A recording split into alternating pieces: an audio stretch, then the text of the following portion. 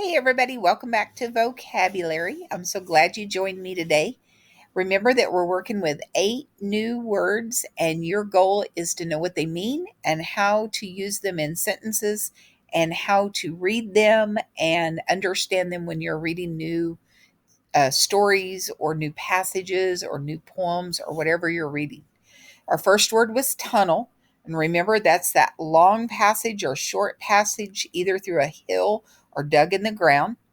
This is using it in the sentence. The little chipmunk is poking its head out of the tunnel. Chipmunks make an elaborate system of tunnels. All right, let's look at the picture that goes with the first one.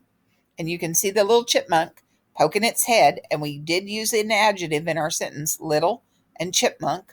All right. Then we have the elaborate system of tunnels. And what I mean by that is there's not just one. Do you notice that? They have like a plunge hole where they can get quickly. They have a main entrance.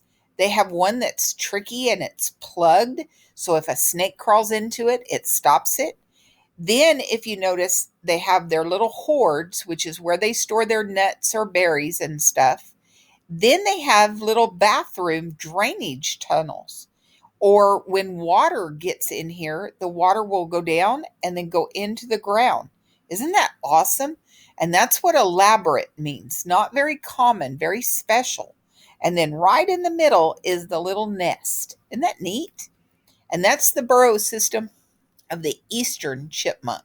So that's what's underground. When you see a little chipmunk run under, it's not just one tunnel. It's an elaborate system of tunnels a lot of times. Okay, our next word is curl, curling, or curled. The fern slowly curled up in the sunshine. The baby chipmunk curled up in the man's hand. There's our fern, and if you notice, it's that spiral shape of moving and going in, getting its arms, getting its legs, getting its head tucked in. Now, of course, the fern doesn't have those, but you can see that form, that little spiral form that it created. Our next picture shows the little chipmunk curled up in the man's hand, the baby chipmunk. All right, our next word is toward, and remember, toward or towards is correct. The little chipmunk is moving toward the nut. Chip and Dale are rowing their boat toward home. Now, I could have said the little chipmunk is moving towards the nut. Chip and Dale are rowing their boat towards home. Okay, there's the little chipmunk moving toward the nut, back and forth toward the nut. And there is Chip and Dale rowing their boat toward home, going in a certain direction. No curves, no deviations, no movements backwards, going forward. Okay, next word, heal, healing, or healed. It is going to take a long time for Mary to heal. The little dog's broken leg is slowly healing. And remember, you're in the process of getting well or over something when you're healing. When you're healed, that means you are there. You've already got it done. It's already happened. All right. Whoa. It's going to take Mary a long time to heal, isn't it? Broken legs, broken hips, looks like a broken neck. What a bad accident. And then, we have the little dog that its little leg is slowly healing. It's taking a long time to get well.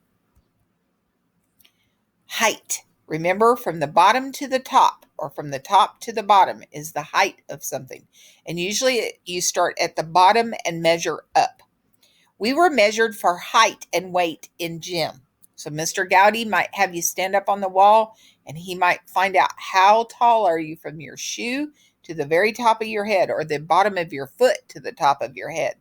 The height of the man in the picture, the height of the men in the picture increased from right to left.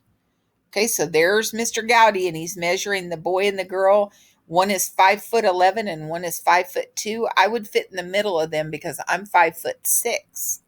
And then notice how the men go from short to tall. And these are actually actors. Here's Johnny Depp.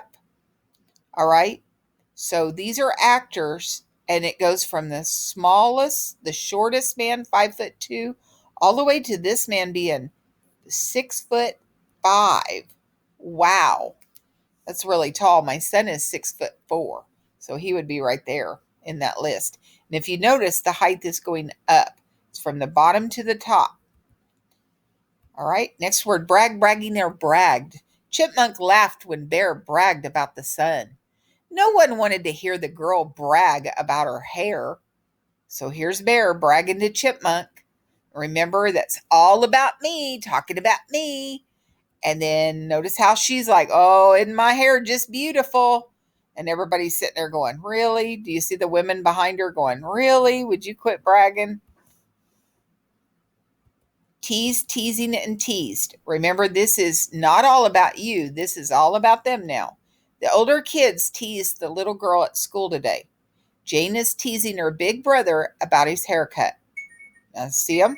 They're teasing her. And see how hurt she is, and they're laughing, and they're making fun of her. And then notice Jane is teasing her big brother about his haircut.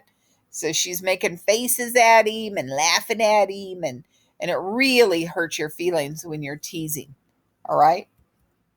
Our next word is direction. Which direction did the chipmunk go? They couldn't decide which direction to go on the trail. So, boy, look at that chipmunk go in the direction, and he's going over to the side. Maybe he's going to the west. Maybe he's heading to his house, but he's got a set place that he's going to. And then these people are like, wait a minute, is the trail over there? No, wait, it's over there. No, it's there. Oh, I think it's over there. So see, they can't decide which direction to go on the trail. All right, so those are your sentences now using your vocabulary words. Have a great day. Don't forget to practice them and use them in your writing. And I will talk to you next week. Mr. Young will be with you tomorrow for vocabulary.